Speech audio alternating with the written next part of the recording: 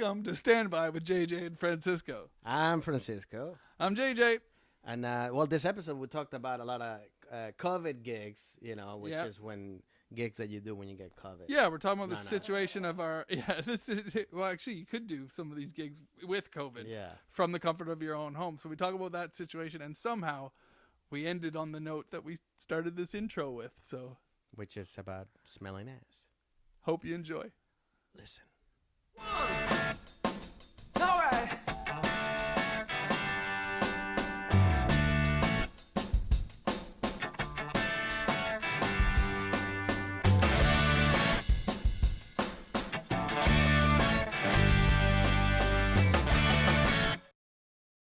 So then I told her, you can't do that in an elevator. And then what happened? Well, you know. And then you got me too. Yeah. Yeah. What a great tone. Oh man, how are your gigs going? You feeling it? You feeling it in your soul? You're feeling that COVID comedy down deep? Is it fulfilling? You know, I mean, it's funny because it's like, as you know, since everything started like with stand up, like, you know, now you do gigs like when you started, like every couple of months you have a gig. Yeah. Like, it's not like an everyday that's thing. funny too. Yeah, we can't fill our schedule anymore. You just have to patiently wait. Yeah, wait, and then every like a month here you do a gig, or or luckily if you get like 2 in a week, you know, you're like, wow. But like, it's weird because now they're like all over the place. They're like either in LA right now, they're like either or restaurants or in parking lots. Yeah, I went with you to the there was one in a baseball field. In a baseball field where people are playing tennis, and like is in a baseball field. Yeah, people are playing tennis, just looking over the fence, going, "What is that guy doing with a portable spotlight in the dugout of a baseball field with people just sitting casually?" I mean, like if it wasn't because of the quarantine or the pandemic, that's just a crazy person talking in their portable phone yelling about Jesus is coming, the end of the earth. There's a lot of that. That's what it is. If you take away your spotlight and your microphone, you're just a crazy person. Yeah, you're really just. That's what comics are. That's what we're eventually turning into, because comedy clubs are gonna die, and now we're just gonna be people wandering on the streets. We're on the verge of that, aren't we? Because we want attention like that. Like we were up at Griffith Park today, and people were taking their photos, and I reaching out for human connection. I was like, can I take the photo for you guys? Yeah. And then so they were a couple, they handed me the phone, and then while I'm taking the photo, I was like making them laugh, like doing some jokes. I'm like, oh yeah, you guys are in frame. I got a little laugh, and then I handed them back the phone, ran over to my friends going, all right, you got a joke. I got my gig in. I made some people casually laugh. You put that in your calendar as a gig. It's like, I got one that gig down. Griffith Park. Got paid just as much as we're getting paid during COVID for these gigs. I mean, because you done the one, the parking one, like the one with the people in the car, inside the car, right? Magic Castle. Yes. Which is people don't know.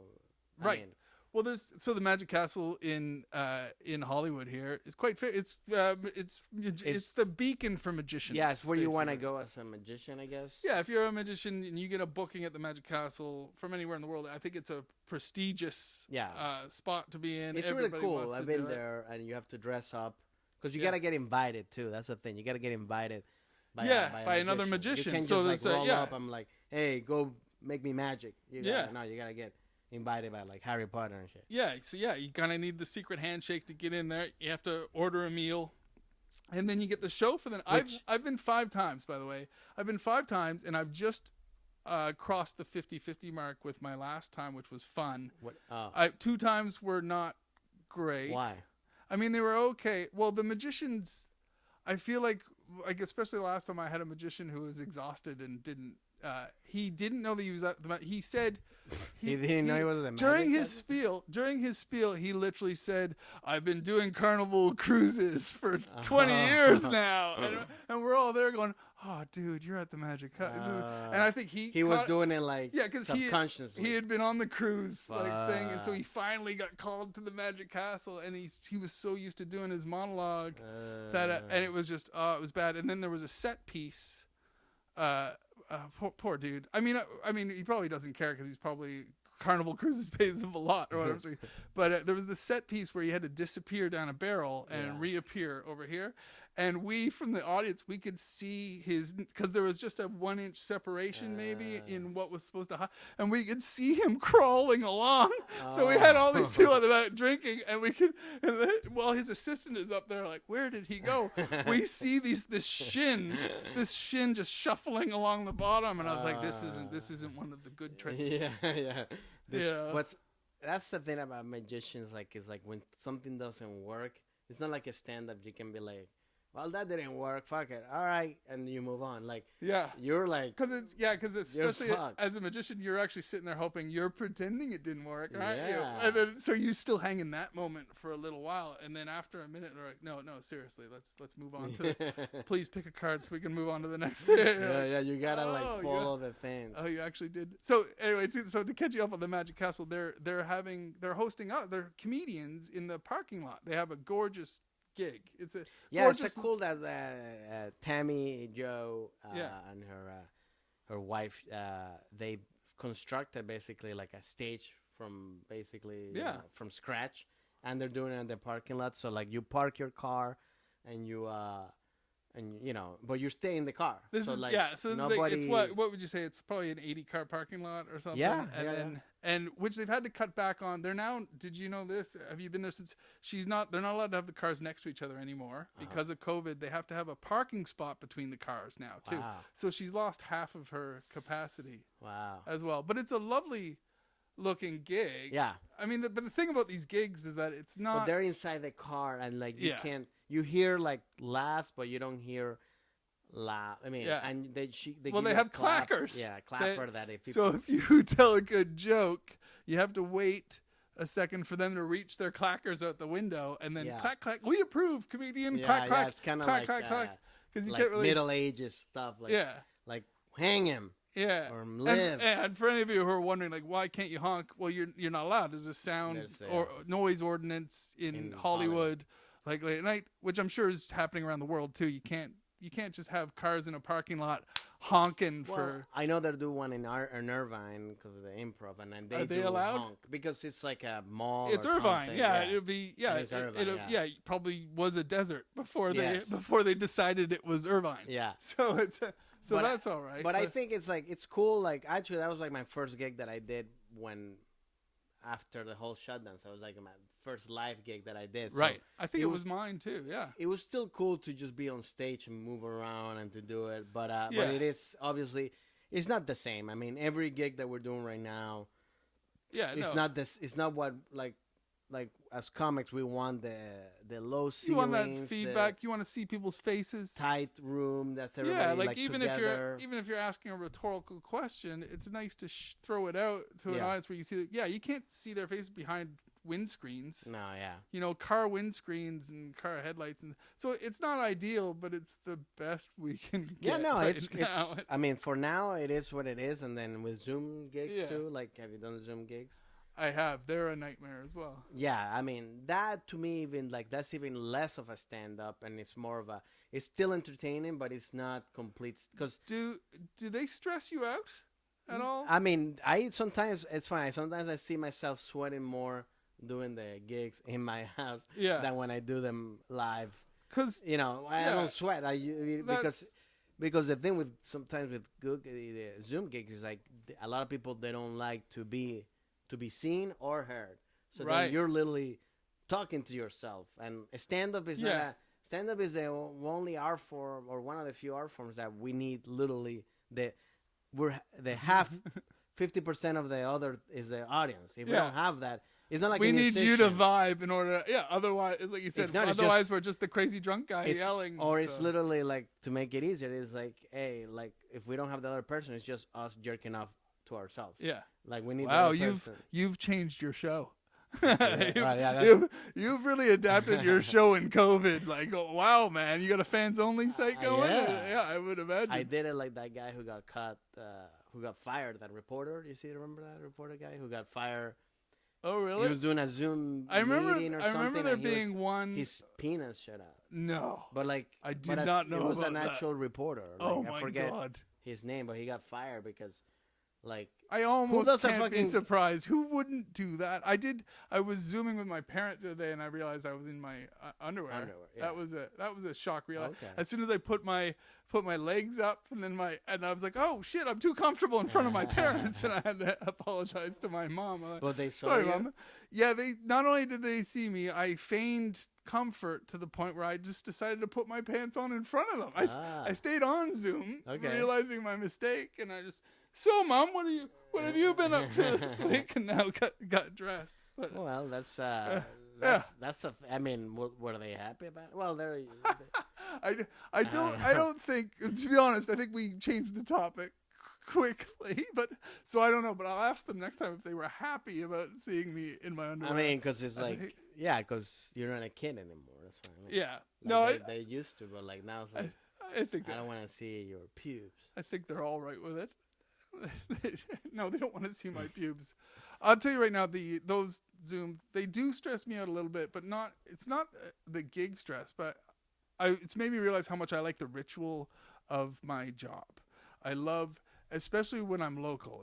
If I'm doing anything local, I love the walk to the gig or the journey to the gig. The whole thing. And like lining everything up in my head and running through it and then walking in through the club, and getting a couple nods, shake a couple hands, and then get your set time, and then boom.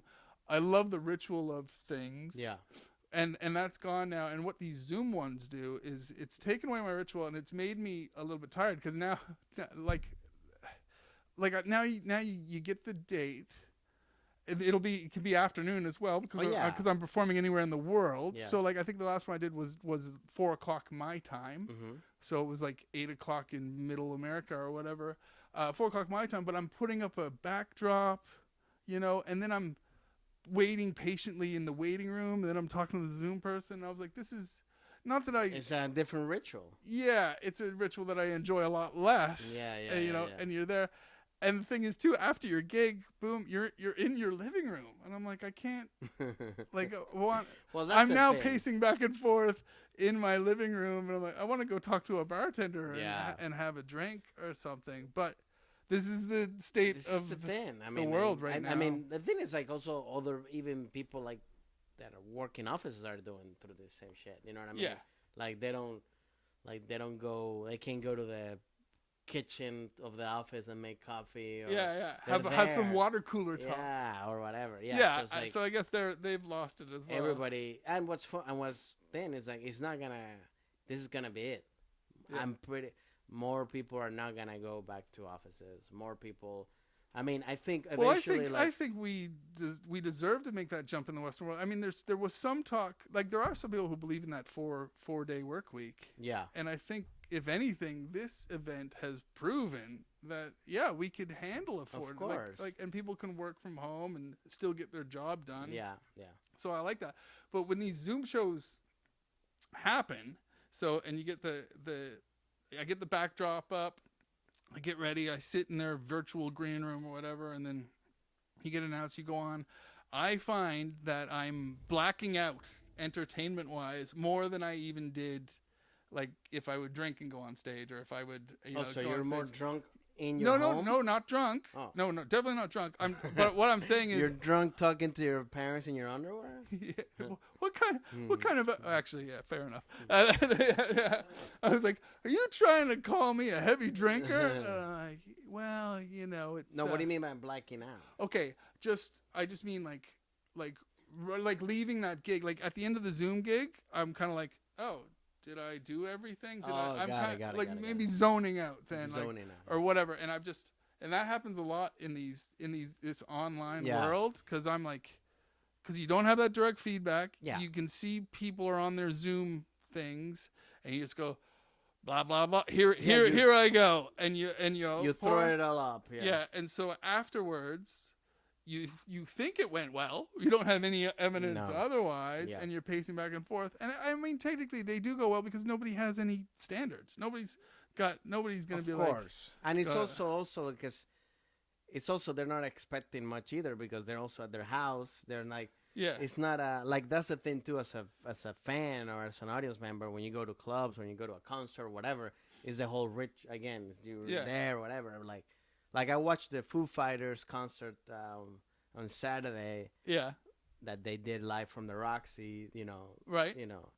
And yeah, it's great, but even them, they're like, wow, okay, we need people. And yeah, it's like, it must feel and they're like, and for us, it's like, it's fun watching them, but it's still not it's not the real thing. Not the real thing. So yeah, we're all going through the motions and trying to make it but like what happened feel like a real thing. I mean, to be fair, the one thing that makes it a real thing is I wouldn't try new material on anybody. Oh no, even though I all new material all the time.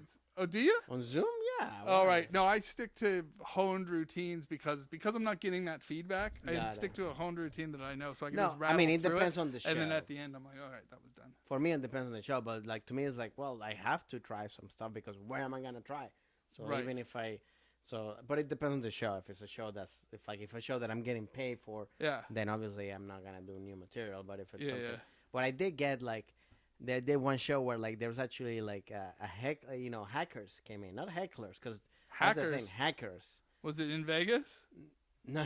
Sorry, just a wild shot there. I know they have a hacker convention. No, they but they were doing this Zoom show, and then all of a sudden this guy, we're about to start the show, and then all of a sudden the guy saying, all right guys, we're about to start the show, and then you hear a voice like, we're gonna start the show, and the guy's like, please everybody, and the guy's like, please turn your mics off. Turn your mics off. The guy back in that is like. But then all of a sudden, like in the screen, because it was like about like maybe like I don't know 50, 60 people in the Zoom chat, and then all of a sudden there's one screen, and there's like one guy showing his dick and like jerking off. Jesus. And I was like, and he's like, oh, and then all of a sudden you could start hearing like rapper music, like music like rapper. This is this journalist guy. This is like a bunch of hackers that came in, and then. Oh, that's how they're. I heard about that. The thing is like, and what happened was like the guy who did this. It was like maybe like 3 months ago or something like that. They made a mistake of putting the link public, so that's like So they caught him. No, that makes if they put the link public, then anybody can join that meeting, and then that's how the hackers came in. So then like literally right.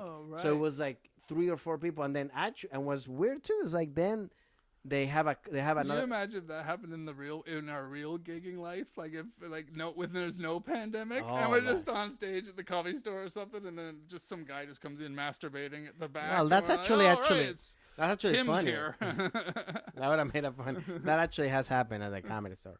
But like I'm sure anywhere, I think any gigs on Hollywood that are close to one of these homeless caravans or whatever they got going, people can just wind up going, hey, is this where I come for the Y50 audition? But what's happening too is like then they a comic who was there, they started writing in the chat as the comic. And as a comic saying like white supremacist stuff. Oh no! Like all this stuff. So that guy's. No. I mean, obviously everybody realized that it was all hackers, but I was so impressed. I was like, wow, this is like I'm used to hecklers. Like the heckler, or you deal with. Yeah, this is like extreme level, and they had to the show they had to close the show. They couldn't do the show. Oh, nothing beats a masturbating penis as a heckle. That is like you can't even use words. But to the power of heckle. Of a show like even like because with real comedy and stand up, like you don't, if there's a heckler, you just kick the heckler out. And you keep the show going. Yeah. This was so powerful that the show had to end because they took over the whole thing. There's no recovering. It was like pirates, like a pirate taking over the fucking comedy club. Be like, we're not doing comedy. We're just gonna show each other's penises and jerk off. Bunch of one-eyed pirates coming in, taking over the game. One eye, that's for sure. Oh man, that's remarkable. I mean, I feel that way when I'm looking at all the personalities on one of these Zoom gigs, and because that's become the move now too. So I done that too. Like I try to do some, and I've noticed that I'm like, hey guys, please turn your mics or. Turn your mic on and put your pants on. Put your pants on. Don't show your dick, But that's a way that's one thing when they work better when you actually have like crowd work. Yeah. And they mean, hey, what's up? And then because to me that's the way to make it a little more realistic to what a comedy show is because I feel like if we go into, or what I felt is like when I go into like, well, I'm just gonna do my bits. It's like, and there's no feedback that you don't even hear them. Not even that there's feedback like it's working or not. You don't hear what the hell they're saying, so you don't know. Yeah. Or you don't see them. Like because even if I don't hear you, I could see like, okay, that person's laughing or that person's enjoying it. But it's weird because everybody wants to be this whole technology life now. It's like everybody's so like they love to say everything as long as they don't see them, like on Twitter, for example, or whatever. Right, like, everybody loves the anonymity. Like yes. Being able to be like an anonymous critic, an anonymous asshole. A lot of them, which does suck. I wish we could vet that out of people. Of like, But that's the thing. All this some sort of piece of art is happening. Hey, why not be an asshole? Or not? Right Well, that's the thing too. Don't like it. Like if we put a video or whatever and you don't like it. You don't need to comment that. Just don't like it. Don't watch it. And that's it. Move along. Too. The amount of effort that people go to piss you off or to be an asshole to you is remarkable. Yeah, I get it all the time. Like sometimes I'm just reading somebody who hates me so much, and then you gotta just tell yourself like not to reply. But all while you're reading this, you're like, it must have taken you 20 minutes to articulate these words and how much you want me to die a horrible death. And I'm like, why didn't you just watch something that you enjoyed for like 20 minutes and leave me alone? And also, it's like, why are you like? Don't you have anything else to do? Like, why are you spending so much time doing this? Yeah. It's like, you know what's going to happen now that we've said this? There's a whole bunch of assholes out there that are going to go, we are going to concentrate now. People are nice. People are nice that listen to this podcast. You got to have your faith. They won't do that. But look.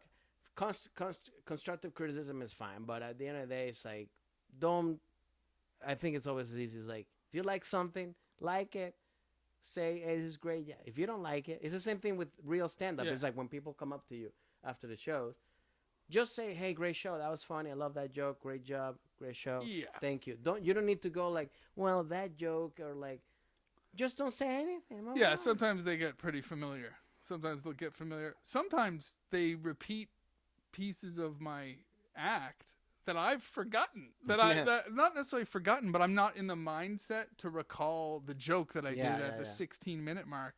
And that's always an awkward one when they come up and they give you a reference and I'll find it offensive or something, or I'll just find it weird because maybe it's a weird or offensive punchline from this joke. Yeah. But it takes a while to set in, and I'm literally standing there with a new person who I think is being an asshole until the penny drops. Like usually after I've left them, I'm going, all right. And then I'll go to the bar and I'll have a drink and I'll be like, oh, he was just quoting my joke to me. Oh, crap. So moments like that always happen as well. And it's fun if somebody says it like, oh man, I love this joke that you did, but like, sometimes they don't realize we need that preface. It's great. We can't. But if they want to like fix your joke or give you like, it's it's fine. You don't need to tell me that. Like, just say, okay, that was cool. You didn't like that. Yeah, you're not coming back to see me or whatever. It's fine. Yeah. Everybody has different tastes. It's fine. It's like, you don't need to say what you don't like all the time. Yeah, I can honestly say I don't think I've ever done that. If I don't like a TV show or something like that, I mean, I tell my friends. If my friends are talking about like whatever, if it comes across, it wasn't for me. But I'm not going to go online going, not only is this not for me, but I wish the lead actor would have his life harmed in some way. That would make me happy. Like, what are you doing, man? Yeah, it's like like even restaurants too. It's like when people write all these things, like hey, the power of a Yelp reviewer. It's crazy, and it's crazy because what's I even saying this, like I still watch or read Yelp reviews if I'm gonna go to a restaurant or something. Right. Okay. Because I do wanna see if they have or doctors, reviews. See, I'm still mostly in word of mouth. Like I'll ask friends or whatever if they like for restaurants. I haven't gotten into the Yelp. No.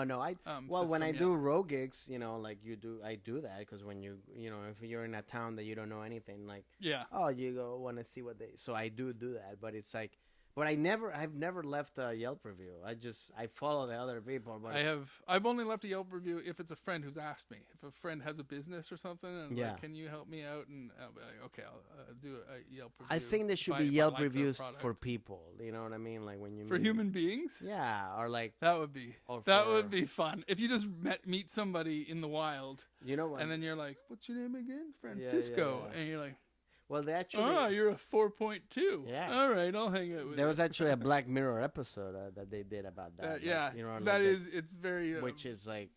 It's what we're becoming. That's what we're becoming, you know, like Uber rating. I think there was a Community episode too where they had meow meow beans and they were like, oh, you're only worth this. And oh, yeah, people attached. That'd be scary. Or imagine if like dating, like if you're dating and like. Sorry, I can't date you because you're on their farm. You know, you're 3.5 stars. Yeah. I'm sorry. I only date up. And then I only date 4 stars up. You're gonna hurt my ratio. Yeah, it's but yeah, that's what we're becoming right now. I mean, with all this shit. Well, this is why. So because this is why it's interesting talking about these gigs and like how because they're not throwaway gigs. We're still doing our work, you know, but there's less value. There's less rewards in it without it being live, and there's I mean, I do like the fact less rhythm. There's less rhythm to it too, because I'm waiting for people to clack out of their cars. Yeah. So you kind of when you deliver a punch, even if you do set up punchline in rhythm, you're still sitting there for an extra 4 seconds to see, did you guys like it? Yeah, reach out and go clack clack clack. Yeah. So that's kind of. I do like the gigs though. I mean, but it is seen of like I do like the gigs of like Zoom gigs of like, hey, you know, if somebody wants to do like a Q&A or something, or like in Scotland or whatever, you know, and they can do it, and like, or even between the U.S. like where you can just get, especially like corporate gigs or whatever, you can get paid of, and like there's not that whole traveling that's unnecessary to do it. It's like, that is one. So that's one of the good advantages of it, and I think eventually. I do hate traveling. Yeah, me too, and like especially if it's something that's like just a lot of those gigs, especially corporate ones or whatever. Sometimes they're like one nighters or whatever. It's not like you stayed or you just like in and out. So it's like it's cool to do that. I think eventually it will happen. The new thing will happen that like it's gonna be a combination of both. Where like comedy clubs probably are gonna offer, you know, live stream things, you know. So it's like you like we're gonna be performing at the club, or even as comics, where like we can sell a show, and the fans can purchase that. Some contemporary comedy clubs must be tuning into this. No, they're gonna do it. That's the new thing. Because the crazy thing is, because so many comedy clubs that I've worked in, their video footage is like security video. Like it's not good, crap. And it's grainy. It's like hasn't been updated in years, and it's grainy, and you're like, I don't understand why a comedy club hasn't mastered like to get a nice footage, and like you said, you can tease it online or tease it, you know. Well, that'd be eventually the thing. I think that's. I mean, like, you know, if I'm like if I got like a bunch of fans, you know, and then I selling out like a comedy club or whatever, and then hey, you know what? Then I'll offer it to my fans. Hey, privately, you know, you can buy this link ticket for the show that you're gonna see me do, you know. And for example, performing in San Diego, but like if you're in Australia and you wanna watch me, you can watch me live, and then whatever. Yeah. And then if I'm in Australia performing and doing the same thing, and somebody, you know, I think that's eventually gonna happen. I think that's a natural evolution. I mean, I'm surprised. And I think that'd be cool to do, because then people, it'd be like watching a special within a special, you know, like you know, like or watching. See, there becomes the one hard thing though. If clubs start doing this and comics are working on material, they might not want like that to go out to somebody's house for them to go, look at how whatever racist this bit was, and then the comics like, I was gonna hone it, I was gonna make it non. True. That's the catch-22, because it's like, or like if that people can record it, which I think eventually you can, but like I would just realize, you can use your phone to actually record the screen or whatever. Like if they record it and put it out or whatever. Maybe maybe we have to work out some. I mean, it could be details to the evolution of comedy. Yeah, it could be maybe. Yeah, I don't know. I mean, that's a thing but I mean, right now most of the Zoom gigs I've done, some of them I have to be clean. Yeah, and then I think on all of them so far, I've tried to be clean, no matter who the booker is. Even if the booker's like, no, go do your normal act or whatever. I've tried to be clean because that's another thing about Zoom.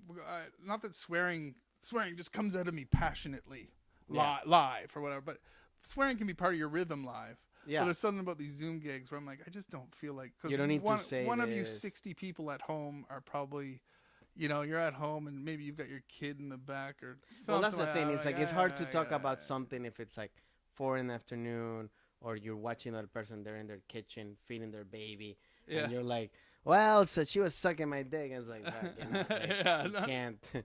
It's hard to like, like the kid to not be not ideal, but by the way, I don't have a joke about sucking.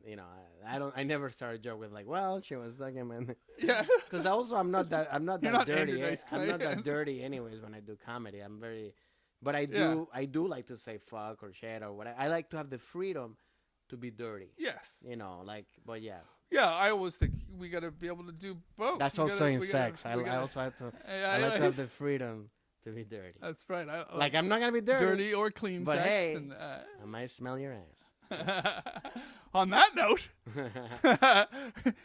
click follow for all of those reasons. # smell your ass. There you go, man. I hope you guys have enjoyed our little chat this week. Follow us, subscribe, like, and comment. You got it. Bye, hello.